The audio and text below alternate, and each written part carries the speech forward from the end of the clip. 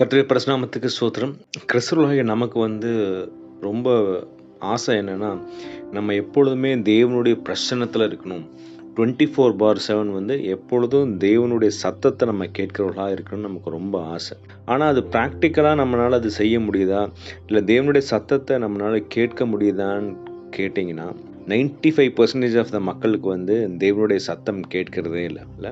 தேவனுடைய சத்தம் எப்படி கேட்கும்னா, நம்ம தேவனோடு ஒரு உறவுல இருக்கும்போது, இல்ல ஒரு ஃபெலோஷிப் வித் காட், ஒரு ஐக்கியத்துல இருக்கும்போது தான் என்ன ஆகும்னா, தேவனுடைய சத்தம் நமக்கு கேட்கும். நம்ம அந்த ஐக்கியத்த விரும்புறோமாங்கிறது தான் ரொம்ப முக்கியம். இல்ல, இயேசு கிறிஸ்துவ கூட நீங்க பார்த்தீங்கன்னா, சீஷர்கள் எப்பவுமே கூடயே இருந்தாங்க. 12 சீஷர்கள் எப்படின்னா, இயேசு கிறிஸ்து எங்க போனாலும் கூட இருந்தாங்க. அதனால தான் அவர்களோட ஒரு ஐக்கியமா இருந்தது. அதுலயும் பார்த்தீங்கன்னா, யூதாஸ் பார்த்தீங்கன்னா, அவருடைய சிந்தனை என்னவா இருக்குன்னா, தேவனோடு ஐக்கியமா இருக்கிறது இல்ல. இயேசு கிறிஸ்து ஒரு கண் முன்னாடி உட்கார்ந்துட்டு இருக்கிற ஒரு கடவுள்கிட்ட அந்த ஐக்கியத்த விரும்பாம, அவர் என்ன பண்ணார், அவருடைய எண்ணம் எல்லாம் என்ன ஆச்சுன்னா, பணத்துக்கு மேலேயே இருந்தது. அதனால தான் அவர்னால கடவுள் கூட ஒரு ஐக்கியத்துல இருக்க முடியல. தேவனுடைய திட்டம் அவர் மூலியமா என்ன செய்யப்படும்னு அவருக்கு தெரியவே இல்ல. அவருக்கு கொடுக்கப்பட்ட ஊழியம் பெருசுங்க. ஒரு சீஷனாய் இல்ல பவுலுக்கு கொடுக்கப்பட்ட அதே ஊழியம் யாருக்கு கொடுக்கப்பட்டதுன்னா, யூதாஸுக்கு தான். இல்ல யூதாஸ் தானே 12வது சீஷனா இருந்தாரு. அவருக்கு அந்த ஊழியம் ஏன் போயிருச்சுன்னா, அந்த ஐக்கியத்த அவர் விரும்பல. தேவன விட அவருக்கு எது பெருசாயிருச்சுன்னா பணம். ஸோ நம்முடைய வாழ்க்கையிலும் தேவனோடு அன்பா இருக்கிறோமா? தேவன் கூட எப்பொழுதுமே ஐக்கியமா இருக்கிறோமாங்கிறத நம்ம யோசிச்சு பார்க்கணும். நெறைய நேரம் நம்ம தேவனுக்கு கொடுக்க வேண்டிய நேரத்த நம்ம மத்தவங்களுக்கு கொடுத்து கொண்டே இருக்கோம். நல்ல ஒரு வசனம் நீங்க பார்த்தீங்கன்னா, உன்னத பாட்டுல இருக்கு. உன்னத பாட்டுல 2:4 அந்த வசனத்த வாசிக்கிறேனே. என்னை விருந்து சாலைக்கு அழைத்துக் கொண்டு போனார். என்மேல் பறந்த அவருடைய கொடி தேசமே! திராட்சை ரசத்தால் என்னை தேற்றுங்கள். கிச்சிலி பழங்களால் என்னை ஆற்றுங்கள். நேசத்தால் சோகமடைந்திருக்கிறேன். அதாவது உன்னத பாட்டுங்கிறது என்னன்னா, இயேசு கிறிஸ்துவுக்கும் சபைக்கும் உள்ள ஒரு கான்வர்சேஷன் அங்க மறைமுகமா கொடுக்கப்பட்டிருக்குது. சபையாக நம்ம எப்பொழுதுமே எப்படி இருக்கணுமா?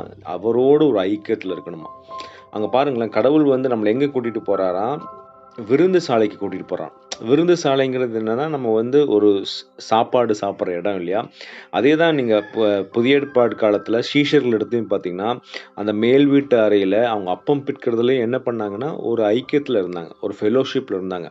அங்க தான் இயேசு கிறிஸ்து என்ன பண்றாரு, எல்லாத்துக்கும் ஒரு புது உடன்படிக்கை பண்றார். அதே மாரி தான் இந்த உன்னத பாட்டுல பார்த்தீங்கன்னா, அந்த சபை சொல்லுது, எனக்கு நேசம் இல்லாம இருக்கிறது, எனக்கு அன்பு இல்லாம இருக்கிறது.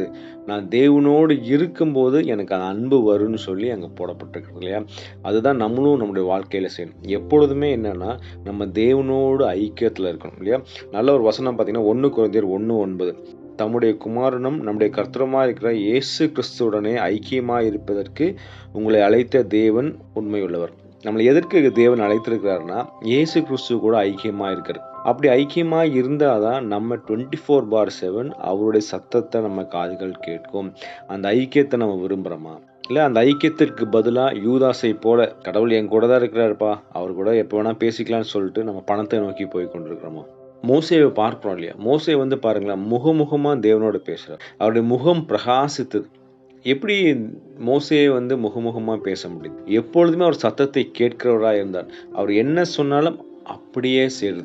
ஒபீடியன்ஸ். கடவுள் என்ன சொன்னாலும், நீ செங்கடல பிறன்னா செங்கடல பிளப்பார். இந்த கசப்பான தண்ணீல நீ இந்த கட்டைய எடுத்து போடுன்னா, கட்டைய எடுத்து போடுவார். கடவுள் என்ன சொல்றாரோ அதற்கு ஒரு மறுப்பு கிடையாது. அதனால தான் மோசேவை குறித்து சொல்லும்போது, என் வீட்டில் எங்கும் உண்மையுள்ளவன். அந்த மாரி ஒரு சாட்சி குடுக்கிறார் கடவுள். ஸோ நம்மளும் அப்படிதான். தேவனோட நம்ம உடன்படிக்கை பண்ணியிருக்கிறோம். புது உடன்படிக்கை ஆகிய அந்த திருவுடல பெற்றிருக்கிறோம். ரத்தத்த பெற்றிருக்கிறோம். நம்ம என்ன பண்ணணும்னா 24/7 அவரோடு ஒரு ஒரு ஐக்கியத்துல இருக்கணும். ஏன்னா ஆதாம் காலத்திலே நீங்க பார்த்தீங்கன்னா, ஆதியாகமம் 3:8 பார்த்தீங்கன்னா, பகலில் குளிர்ச்சியான வேளையில் உலாவுகிற தேவன். அவர் எப்பொழுதும் நம்ம கூட இருக்கணும்னு ஆசைப்படுறார். ஸோ நம்ம கூட இருக்கும்போது தான் அவர் சொல்றத நம்ம காதுகள் கேட்கும் இல்லையா? நம்ம அவர விட்டு விலகி போயிட்டோம். அவர விட்டு நம்ம தூரமா போயிட்டோம்னா, கண்டிப்பா அவருடைய சத்தத்த நம்ம கேட்க மாட்டோம். அவருடைய சத்தத்த நம்ம கேட்கலன்னா, நம்ம கண்டிப்பா பாவத்துல விழுந்துருவோம். ஏன்னா, அவரு தான் ஒளி.